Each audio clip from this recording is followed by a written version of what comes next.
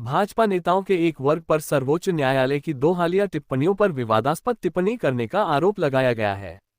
उनका दावा है कि सुप्रीम कोर्ट राज्यपाल और राष्ट्रपति को नियमों की याद दिलाकर प्रशासनिक मामलों में हस्तक्षेप कर रहा है। ऐसा माना जा रहा है कि सोमवार को एक मामले की सुनवाई के दौरान सुप्रीम कोर्ट की खंडपीठ ने यही जवाब दिया। बंगाल के एक हिस्से में हिंसा के बाद राज्य में राष्ट्रपति शासन की मांग करते हुए एक मामला दायर किया गया है।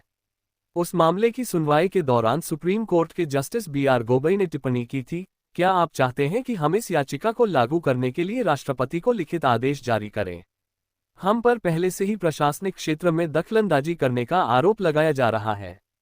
कृपया, नए वक्फ अधिनियम के विरोध में पश्चिम बंगाल के कुछ हिस्सों में हिंसा की घटनाएं हुई हैं।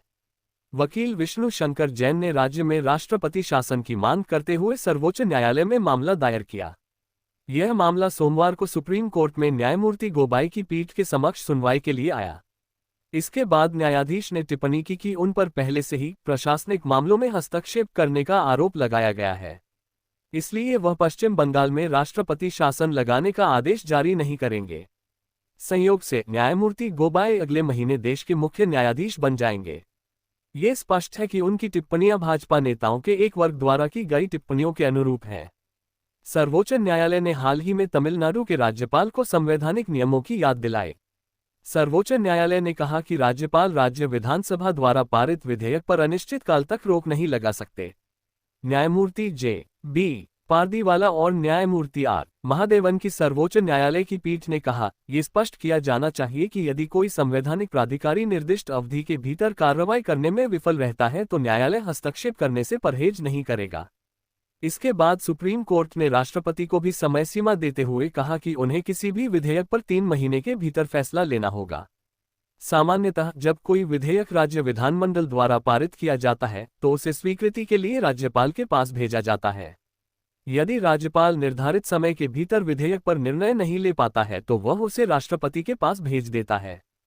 सुप्रीम कोर्ट ने कहा है कि यदि ऐसा कोई विधेयक राज्यपाल की ओर से आता है तो राष्ट्रपति उसे अनिश्चित काल के लिए स्थगित नहीं कर सकते।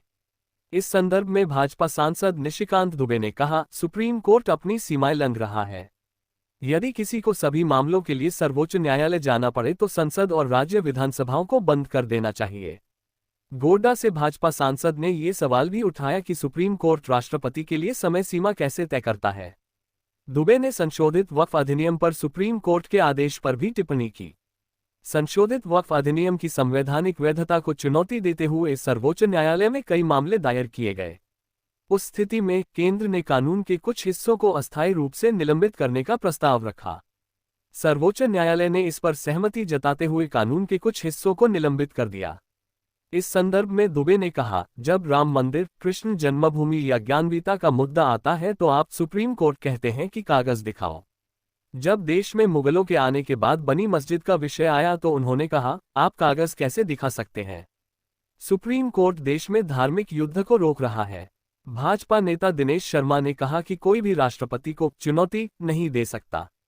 उपराष्ट्रपति जगदीप धनखड़ ने भी सुप्रीम कोर्ट की टिप्पणियों के बारे में बात की।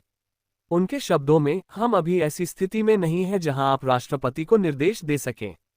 हालांकि भाजपा ने कहा है कि सुप्रीम कोर्ट पर नेताओं की टिप्पणियां उनकी निजी राय हैं। पार्टी का इससे कोई लेना देना नहीं है। भाजपा अध्यक्ष JP नड्डा ने अपने एक्स अकाउंट पर पोस्ट करते हुए लिखा, भाजपा ऐसी टिप्पणियों को खारिज करती है। भाजपा नेताओं की ऐसी टिप्पणियों के मद्देनजर सुप्रीम कोर्ट की सोमवार की टिप्पणी को महत्वपूर्ण माना जा रहा है।